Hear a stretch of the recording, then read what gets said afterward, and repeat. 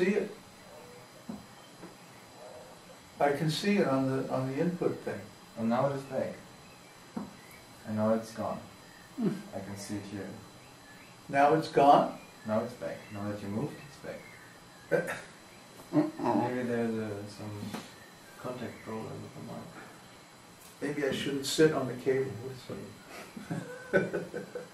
How's that? Is it there? Now it's there, yes. Now it's there. Easy come, easy go, huh? What do you think? It's more better.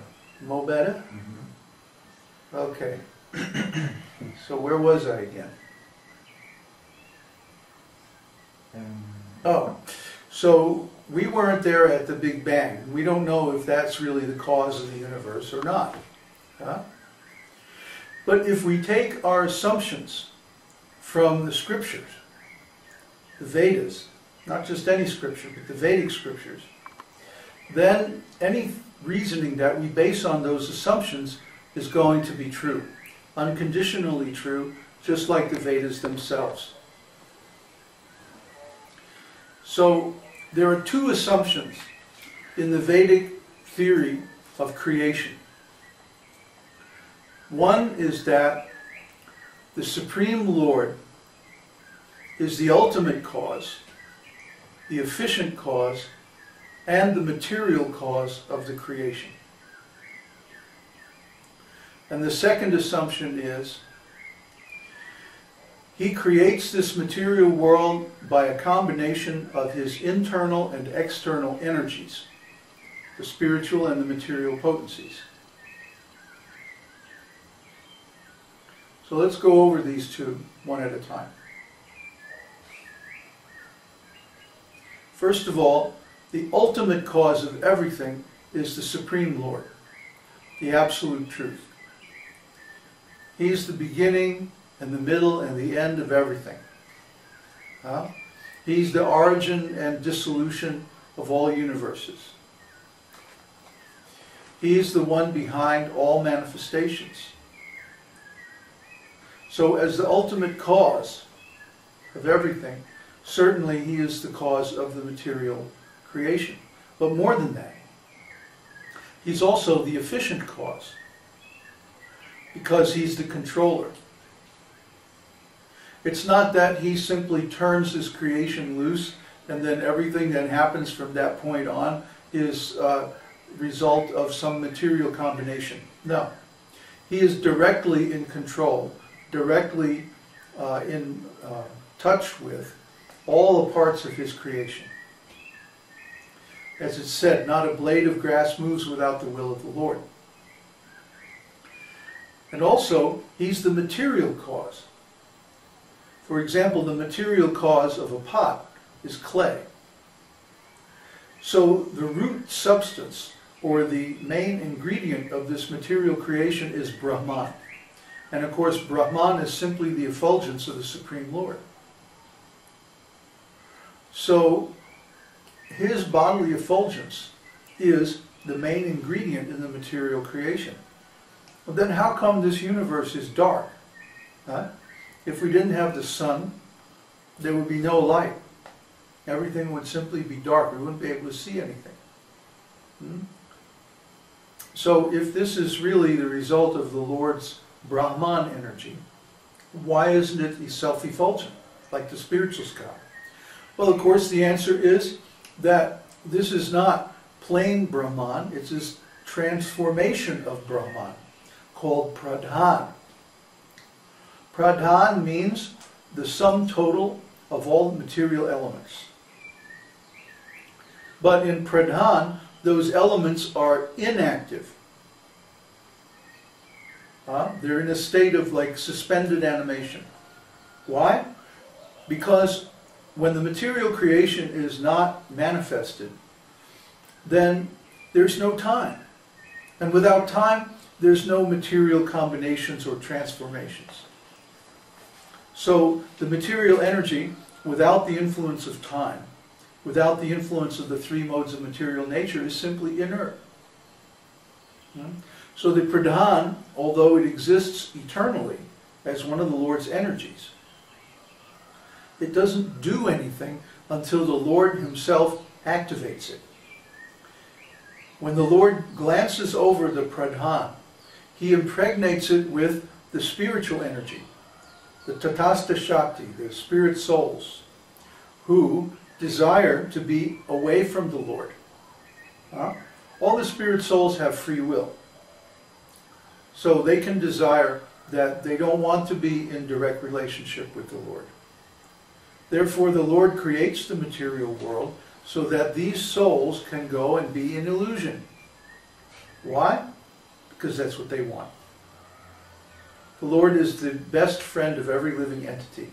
He is fulfilling the desire of all living beings since time immemorial. So the Lord, being our best friend, he is unconditionally our best friend. He doesn't say, well, if you don't like me, then I don't like you either. Nah. No. He makes the material world, and he actually comes with us into this material world and stays within our hearts, so that any time that we want to come back to him, we can simply turn towards him and again have a relationship with him through devotional service.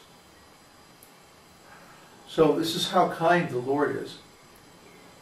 But anyway, when he creates the material world, he impregnates it with the spirit souls, and he also gives the original impulse of energy that sets the material world into motion through time.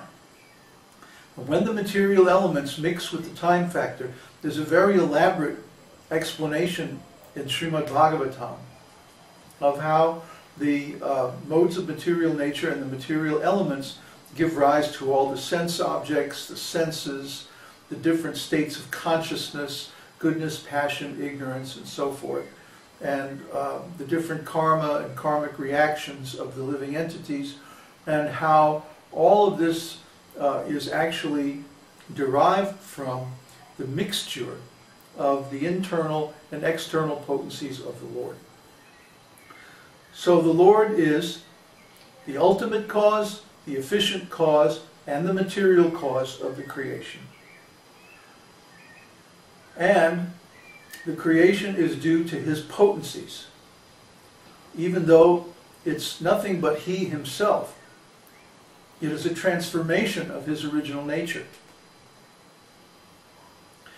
These two assumptions are all that you need to know to understand the whole philosophy of Vedānta-sūtra, at least as far as what is this material world, what are we doing here, how do we get out, and so on and so forth.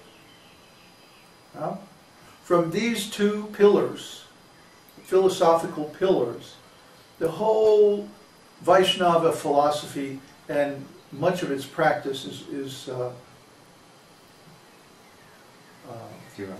derived, I'm going to say deduced, deduced by deductive logic.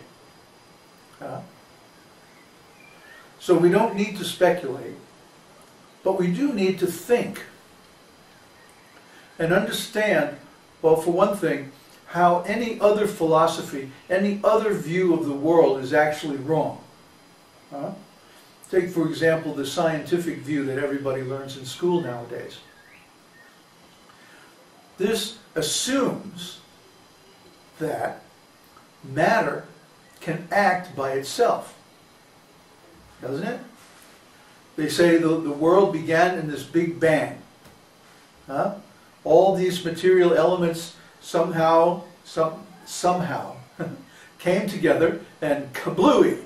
They started this enormous explosion, and that everything since then is simply being carried by the energy of that explosion.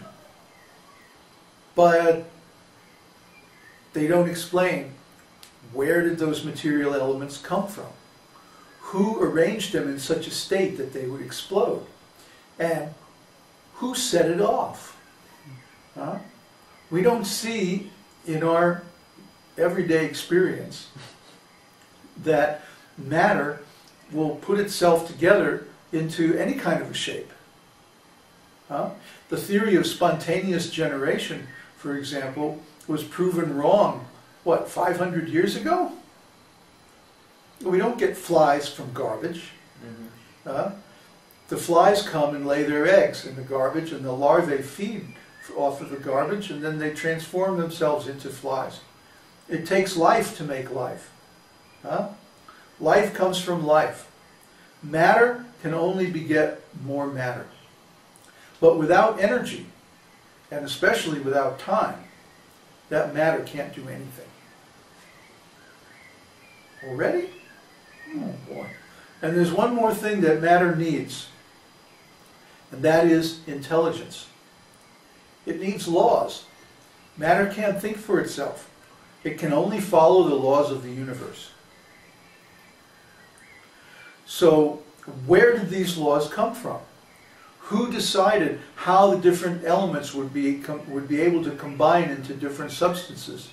Who decided what the physical constant